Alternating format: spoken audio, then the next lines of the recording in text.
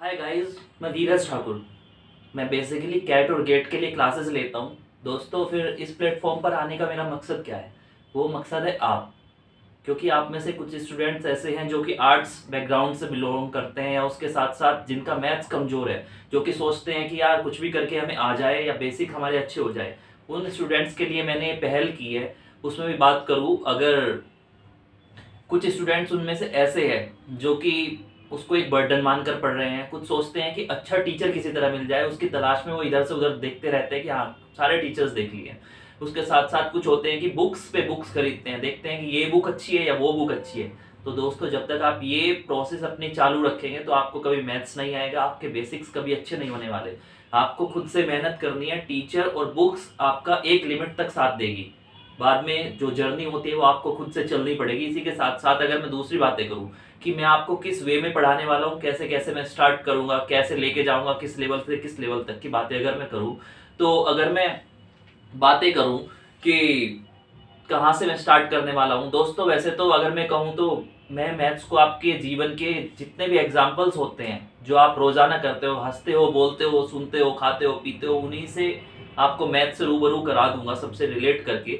लेकिन आपको मेरे साथ बना रहना होगा। इसी के साथ साथ अगर बातें करूं कि हम चाहे कितने भी बड़े अंग्रेज बन जाए या विदेशों में कितनी भी अच्छी अच्छी नौकरी करें, रहते हम देसी ही है। जिस चीज से हम निकल कर आए हैं, जो हमारी रगों में दौड़ता है, उसी वे में हमें समझना होगा और ये एक्सेप्ट करना होगा कि बिना टेक्निकल टर्म्स में उलझे हुए हमें अगर कुछ भी समझना है, किसी चीज को हमें यूज करना है, तो उसकी गहराई में जाने के लिए उसे अपने अंदर फील करें। इसी के साथ साथ अब दूसरी बातें आती है कि लेवल्स की बातें करूं तो हर तरह के एग्जाम्स होते हैं हमारे बेसिकली इंडिया में। आप छोटे लेवल से लेके बड़े लेवल तक के एग्जाम्स देते हैं। अगर मैं यहीं से आपको टाइम लाइन पे इसको दिखाना चालू करूं, लेवल्स की अगर मैं बात करूं किस किस लेवल से कहां तक हम देखते हैं, अगर इसको मैं हाई कहता हूं, जो टफ लेवल माना जाता है सबसे, और यहां से नीचे नीचे नीचे नीचे आते हुए अगर मैं यहां पर दिखाने की कोशिश करूं, इसको मैं -1 कहूंगा। -1 इसलिए कहा क्योंकि मैं इसी से आपको लेकर चलूंगा। जीरो लेवल भी एक थोड़ा सा टफ लेवल माना जाता है उन चीजों के लिए जो अच्छे से नहीं पढ़े हैं और जिनको अब समझ नहीं आता, बड़े दिनों से इस चीज के टच में नहीं है। तो माइनस लेवल अगर मैं बात करूं कहां से स्टार्ट होता है दोस्तों, अगर मैं इसकी बात करूं तो एक क्लास 5th वाला लेवल होता है, जहां से आप चलना सीखते हैं मैथ्स के टर्म को लेके। अगर आपकी जड़ें मजबूत होती है तो आपको कोई प्रॉब्लम इन द लास्ट होने वाली नहीं है। लेकिन यहीं से शुरुआत, दिक्कत यहीं से आ जाती है कि हमें वैल्यू बताई नहीं जाती थी कि ये हमारे कहाँ तक साथ देने वाला है। इससे बचते बचते हम पहुंच जाते हैं क्लास 10th।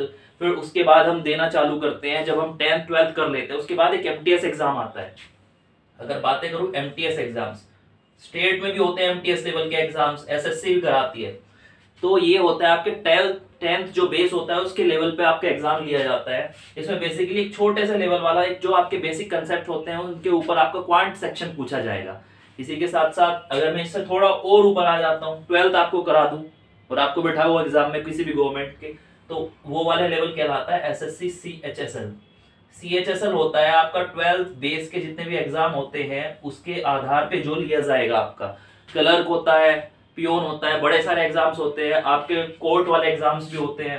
तो डिस्ट्रिक्ट कोर्ट में जो होते हैं वो वाला लेवल होता है ये। यहाँ से अगर मैं ऊपर जाता जा रहा हूँ, थोड़ा सा हल्का सा लेवल चेंज होता चला जाएगा, टफ वाला।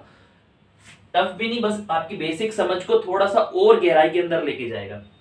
इसी के साथ साथ अगर मैं यहाँ पर आता हूँ, एसएससी की बात करूँ, एसएससी एक और एग्जाम कराती है सीपीओ, जो कि दिल्ली पुलिस के लिए होता है।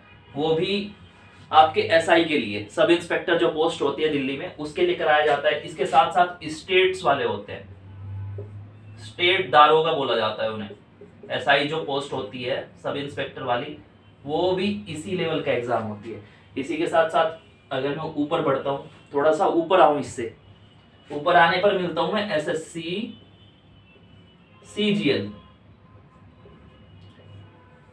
ये बड़ा हॉट कप ऑफ टी है भाई। जब भी बात होती है हमारे देश के अंदर, सीजीएल की बात होती है। इतनी सारी पोस्टें आती है, विद आपके पास पावर्स इतनी होती है इस पोस्ट के अंदर कि बच्चा हमेशा इसी को हॉट कप ऑफ टी मान के तैयारी शुरू करता है। ये वाले बच्चे जो होते हैं, इनका भी सपना कहीं ना कहीं यही होता है, यहाँ पर आके ये टारगेट होता है भाई इनमें से कुछ भी मिल जाए लेकिन हमें जाना उस कदर है। ठीक है, ये चीजें होती है। इसी के साथ साथ अगर मैं बातें करूं, इसको भी 2 लेवल में डिवाइड करते हैं टीचर। प्री कहते हैं, फिर कहते हैं कि इजी वाले सवाल आपके प्री में आने वाले हैं, टफ वाले आपके मेंस में आने वाले हैं। दोस्तों ऐसा कुछ नहीं है, बस आपकी लैंग्वेज छोटी हो जाती है, बड़ी हो जाती है, जो टेक्निकल टर्म यूज होती है वो प्री में थोड़ा कम करते हैं, अंदर जाके गहराई में घुस जाता है मेंस के अंदर।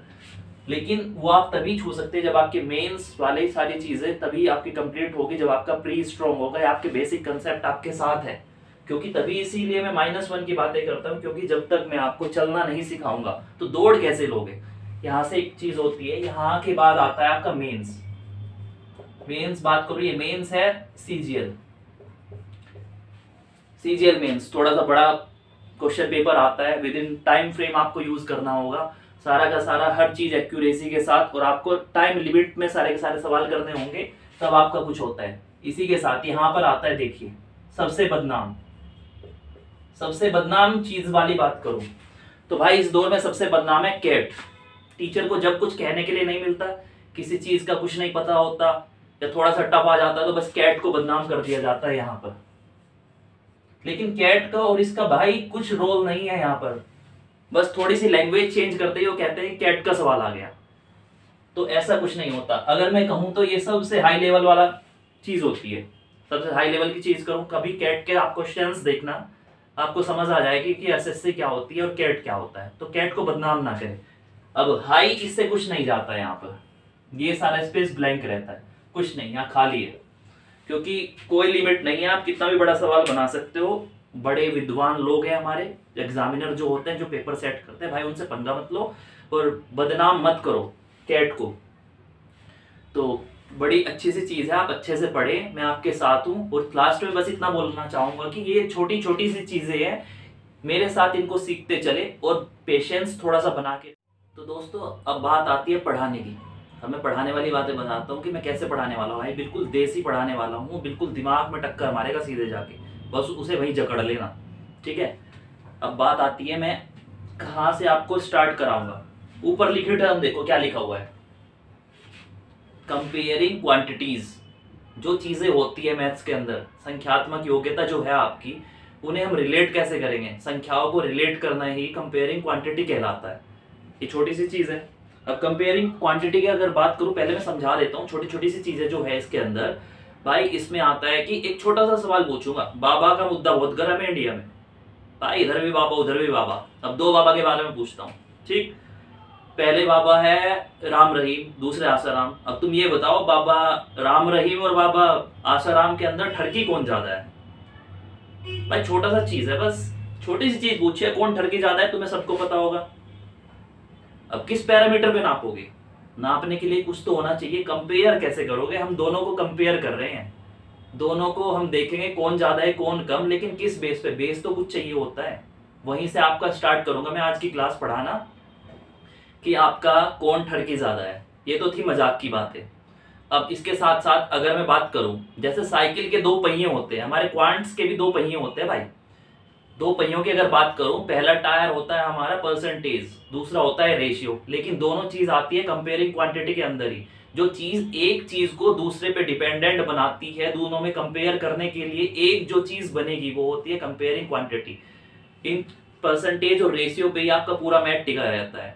अगर 2 चीजें आती है तो सब चीज आती है। इसी में आपको पूरा पूरा चक्कर घुमा के दिखा दूंगा यहां से वहां तक का। बस 2 चीज सीख लो और सारी चीज आपको आ जाएगी इजीली। इसी के साथ साथ आगे थोड़ा सा बढ़ू तो अब बात करता हूं कि एक छोटा सा और एग्जांपल पूछूंगा। एक छोटा सा क्या, एक छोटी सी बात कहूंगा कि भारत में भाई कितने % लोग कमला पसंद खा के अपनी लाइफ में मस्त घूमने में मजा ले रहे हैं। अब खुद सोच लो कितने % लोग। ये जो बीच में आया, भारत में कितने % लोग कमला पसंद खाते हैं, या जो आजकल तो बड़े सारी सेलिब्रिटी ऐड भी कर रहे हैं भाई कमला पसंद वगैरह की, किसी की भी। अब ये बीच में परसेंटेज घुसा बैठा है, कितने % लोग, ये क्या चीज है भाई? यही तो समझना है आखिर ये चक्कर क्या है, ये घुसा क्यों बैठा, कितने % लोग। तो इस चीज से टर्म से समझते क्या हो यार भाई। एक अगर छोटे से बच्चे से पूछूं कितने % लोग, मैं तो कुछ नहीं जानता भाई मैथ के बारे में, अब कैसे बताऊं ये परसेंटेज है क्या भाई। अब अगर इसी की सीधी सी बात करूं तो बड़ी छोटी सी चीज है ये, लेकिन सारा चक्कर इसी का है, कितने % लोग। किसी घर में कितने भी मेंबर हो, अगर आपकी कोई भी चीज लाते हो प्रॉपर, कहीं से कुछ भी उठाना चालू करते हो भाई, एक पूरा का पूरा नंबर होता है सिस्टम।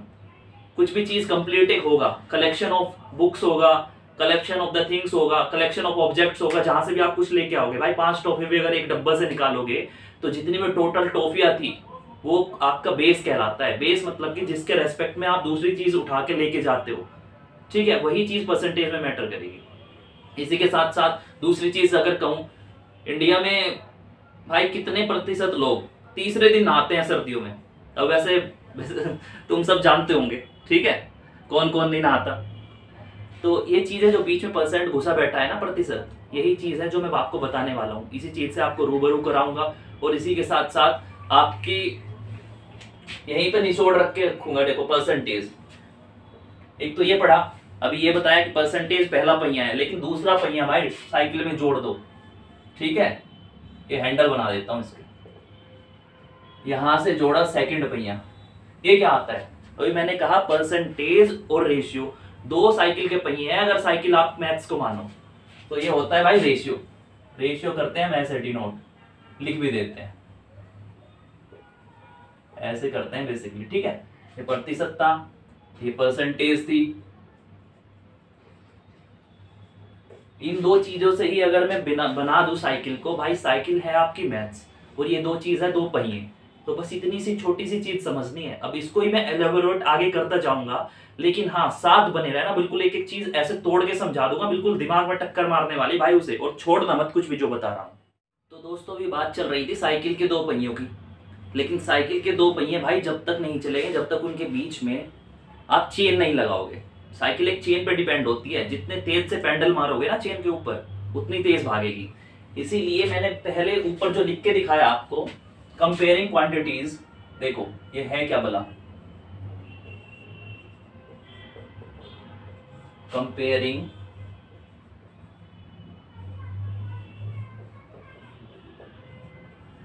क्वांटिटीज।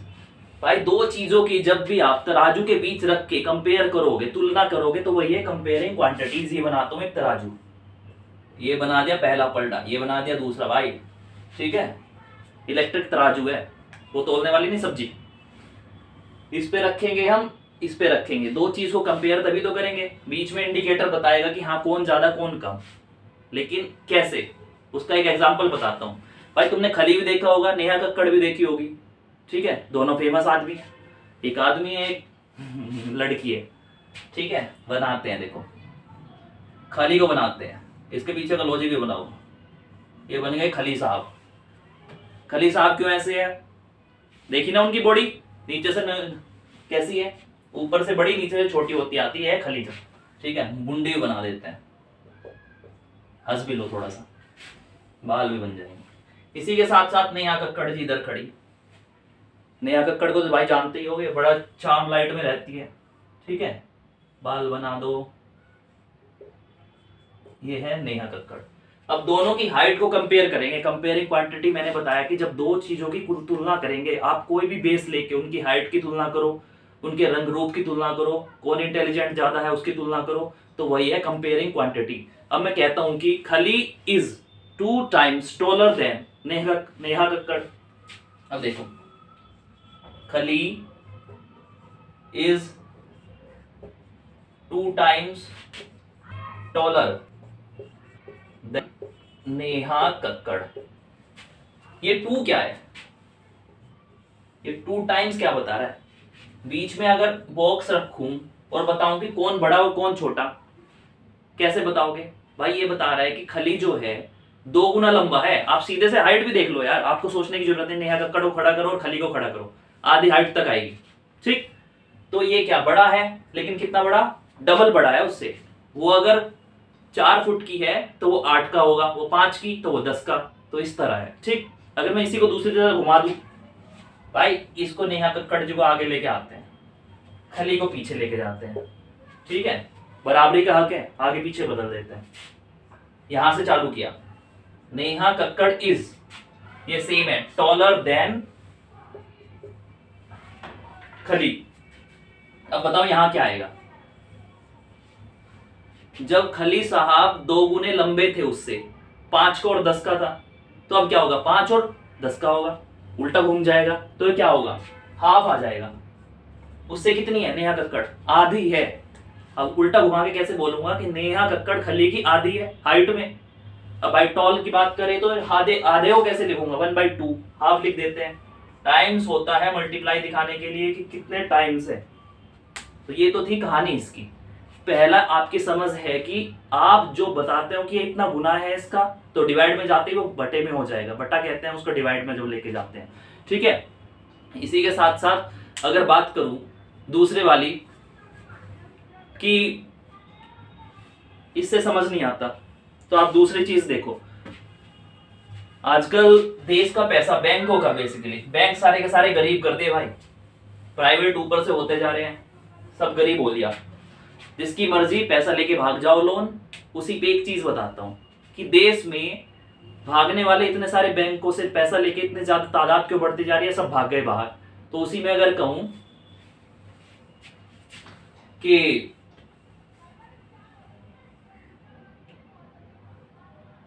रैबिट और उसका लेते हैं, रैबिट, कछुए और खरगोश की कहानी तुमने सुनी होगी बचपन में। भाई कछुआ और खरगोश, कछुआ कैसे चलता है, सिकुड़ सिकुड़ के, ठीक है, ऐसे ऐसे करके। खरगोश की अगर बात करूं भाई जंप मार के जाएगा, आगे में जंप नहीं मारूंगा, कैमरा गिर जाएगा, ठीक। रैबिट होता है खरगोश, ये सबको पता। टॉर्टॉइज होता है कछुआ, टॉर्टो लिख देता हूं। अब देखो दोनों की रेस अगर कराएंगे, जीते हुए कौन, बचपन में कहानियां सुनी है, वही तो मैं कहता हूं बचपन की जो चीजें है ना बड़े काम आती है बाद में आके। अब उसी को अगर मैं लिखूं, स्पीड की बात करें, speed of rabbit is 6 times of speed of tortoise। ये क्या कहना चाहता है कि जो खरगोश है ना 6 गुनी चाल से दौड़ रहा है, उससे अगर वो 2 किलोमीटर से दौड़ेगा ना पर घंटे की स्पीड से, तो वो कैसे दौड़ेगा, उससे 6 टाइम से दौड़ रहा है, 2 6 दूनी 12, तो 12 से दौड़ने वाला है। वैसे भी खरगोश आप जानते हो बड़ी तेज भगता है, खरगोश पीछे छोड़ देता है। तो इसी को अगर मैं घुमा के लिख दूं, टॉर्टॉइज को अगर मैं आगे ले आऊं और भाई रैबिट को पीछे ले जाऊं, तो देखो ये इधर आया, वो उधर चला गया। अब कैसे होगा, ये 6 था तो 1/6 हो जाएगा। बस मैं आपको यही बताना चाहता हूं कि अगर एक चीज को कहे कि इतने टाइम से, तो दूसरे में जाते हुए डिवाइड में चले जाते हैं। किसी को अगर कहेगा तो ये कितना हुआ था, 1/6 times of the speed of rabbit, ये चीज थी। तो ये थी कंपेयरिंग क्वांटिटी। कंपेयरिंग क्वांटिटी का आपका बताने का हमें ये लॉजिक ये था कि जो चीजें होती है हर चीज कंपेयर करके ही बनती है, कोई ज्यादा सुंदर होती है, कोई कम सुंदर होती है। अगर ब्यूटी की बात करें, अगर इंटेलिजेंसी की बात करें, जो सेलेक्ट हो रहा है उसकी इंटेलिजेंसी और प्रैक्टिस आपसे ज्यादा है जो सेलेक्ट नहीं हुए, तो भाई हताश ना हो, बस बनी रहिए सब चीजों के साथ। अभी इसके साथ में मैं ऐसा पढ़ा दूंगा आपको कि बिना पंख के मोर की तरह नाचे घूमोगे।